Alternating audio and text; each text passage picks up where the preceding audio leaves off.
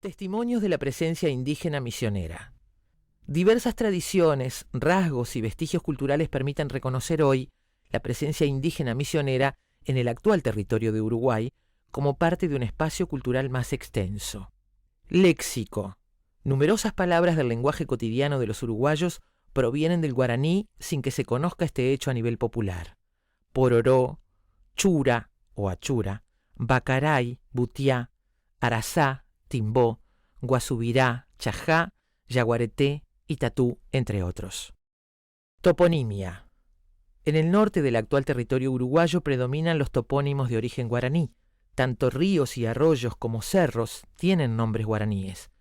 Ello se debe a la influencia de grupos guaraníes en la época precolombina y su continuidad en un nuevo y dinámico contexto social, las misiones jesuíticas de guaraníes. Población. Estudios históricos y biodemográficos han permitido conocer la presencia y descendencia de los indígenas misioneros desde fines del siglo XVIII hasta la actualidad, principalmente para el norte del país. El mate. El consumo en infusión de las hojas secas y molidas de la planta silvestre de yerba mate, Ilex paraguayensis, K.A. en guaraní, está vinculado con prácticas indígenas ancestrales. La domesticación y plantación masiva de la yerba fue iniciada en las misiones jesuíticas de guaraníes. Su consumo, propagado por los indígenas misioneros, es una de las herencias más importantes que, con algunas modificaciones respecto a la forma de consumo original, está fuertemente enraizada en los territorios con presencia indígena misionera. Sitios arqueológicos, vestigios investigados y por investigar de las diferentes ocupaciones en el territorio actual uruguayo protagonizadas por los indígenas misioneros desde el siglo XVII. Presencia de objetos vinculados al culto católico. Existe una presencia importante, no precisada en cantidad, de imágenes y objetos religiosos desperdigada por todo el territorio uruguayo.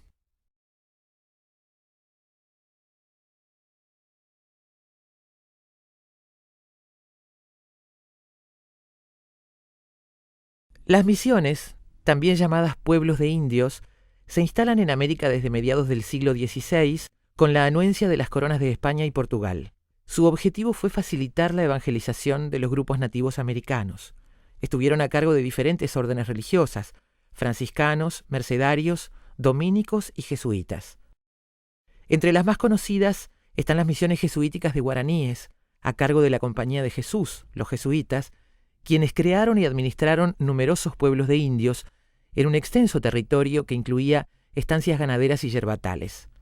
Comprendía áreas selváticas y de llanuras sobre los ríos Paraná, Paraguay y Uruguay, hoy parte de los actuales territorios de Argentina, Paraguay, Brasil y Uruguay. El primer pueblo, San Ignacio Guazú, se fundó en 1609. A partir de ese momento y con el paso del tiempo, muchos otros pueblos fueron fundados, algunos abandonados y otros mudados.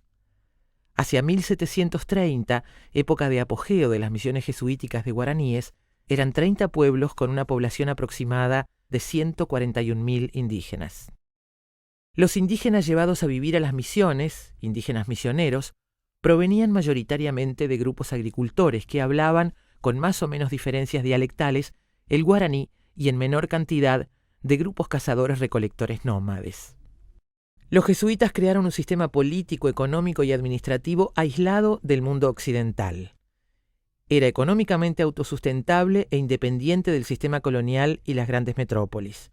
Sin permiso, nadie ajeno a los pueblos misioneros podía entrar y ningún indígena misionero podía salir. La base económica era la producción ganadera y de yerba mate. En cada pueblo estaba organizada la producción y distribución de alimentos. Había talleres, fundiciones, carpintería, hilandería, fabricación de instrumentos musicales, entre otros, que satisfacían las necesidades internas de productos manufacturados y generaban excedentes para comercializar. Los obreros, artesanos y artistas que aseguran la producción son varones adultos seleccionados entre los habitantes. En cada pueblo, el espacio y el tiempo estaban ordenados para asegurar el control de los indígenas misioneros. El conjunto edilicio más importante estaba formado por la iglesia y el colegio, la residencia de los padres y el lugar de los talleres a un lado de la plaza. Sobre los otros lados, hacia afuera, se ubican las casas de los indios y otros edificios. El tiempo está ordenado con precisión para dedicarlo al culto, las tareas agropecuarias, las tareas domésticas y el descanso.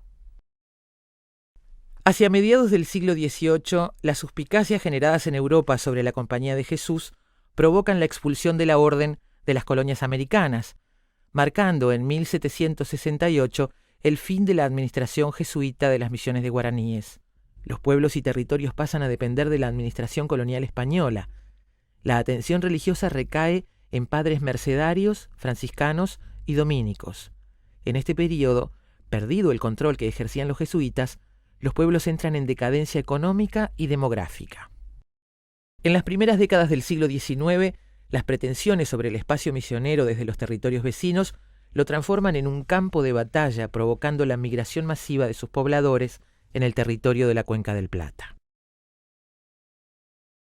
Una de las producciones materiales más diversificada y numerosa de las misiones jesuíticas de guaraníes, ligada estrechamente al objetivo de catequización, fue la de las imágenes religiosas manufacturadas en los talleres misioneros. Estas imágenes se copiaban de estampas o pinturas traídas de Europa.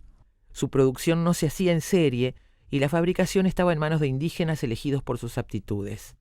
Los sacerdotes artesanos o artistas eran los supervisores, colaboradores y hasta autores de imágenes en algunos casos. Se produjeron pinturas sobre madera, cuero, lienzo, entre otros materiales, y esculturas en piedra o talladas en maderas nativas y se pintaban con materiales traídos de Europa. Las imágenes tenían dimensiones variadas y diferentes destinos: altares de las iglesias y capillas, procesiones y fiestas, culto doméstico y en actividades alejadas de los pueblos, tales como los viajes de comercio, los arreos de ganado y en los puestos y capillas de las estancias. La necesidad de imágenes como parte de la transmisión del culto católico en las misiones se relacionó con el valor realista y didáctico de las mismas para hacer comprensibles las creencias católicas. La imposición del catolicismo se consolidaba a través de la lengua guaraní, transcripta y modificada, y se reforzaba a través de las figuras de vírgenes, cristos y santos. Las imágenes producidas en las misiones son más que simples copias hábiles. Son el producto de la interacción entre la imposición de los rasgos occidentales y las representaciones mentales y habilidades de los artesanos indígenas. Luego de la expulsión de los jesuitas y en plena decadencia de las misiones, las imágenes sufrieron diferentes destinos. Muchas fueron destruidas, otras acompañaron las migraciones de los indígenas misioneros y algunas permanecieron en los pueblos. Actualmente las imágenes se pueden encontrar en el seno de familias que las han heredado de sus antepasados, en templos, en museos, en colecciones privadas y en casas de antigüedades para la venta.